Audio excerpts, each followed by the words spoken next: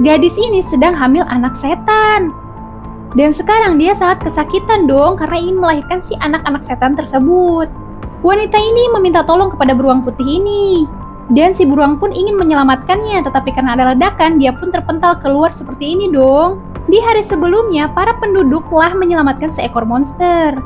Ia bermuka jelek dan memiliki warna merah di sekujur tubuhnya. Monster itu mengeluarkan bau yang sangat busuk dan juga menjijikan. Beberapa warga tidak setuju dengan keputusan kepala desa yang membawa monster itu ke kuil Buddha untuk dirawat. Tapi si kepala desa tua ini dia kekeh karena dia berpikir akan diberkati oleh dewa.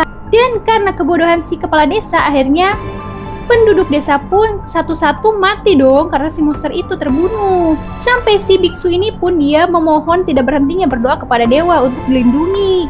Tapi sialnya si monster itu malah menghampiri si gadis kecil ini. Gadis Muna ini merangkak dan meminta tolong, tetapi si monster malah mengambilnya dan membawanya pergi dari desa tersebut.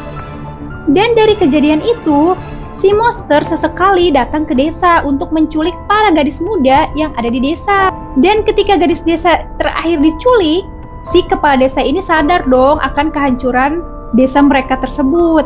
Di lain hari ada dua pemuda yang sedang terluka dan mereka singgah di desa tersebut. Di sini kepala desa memohon kepada kedua pemuda itu untuk membantu membasmi si monster. Tak disangka ternyata mereka terluka karena melawan monster tersebut dong, dan mereka kalah. Di sini anak kecil ini mendengar percakapan mereka dan dia pun berlari ke hutan belantara karena dia bingung dan pasrah. Dia tahu akan kelakuan monster itu karena tidak cukup hanya mengandalkan kekuatan manusia saja untuk mengalahkan monster tersebut. Ketika ia sedang berputus asa, tiba-tiba dia berharap bahwa jika dewa itu ada, kenapa dia tidak muncul dan tidak menyelamatkan desa mereka. Ketika gadis itu sedang bergumam, tiba-tiba dia didatangi dong oleh seekor beruang dari seberang. Gadis ini terkejut dan ingin berlari karena ketakutan.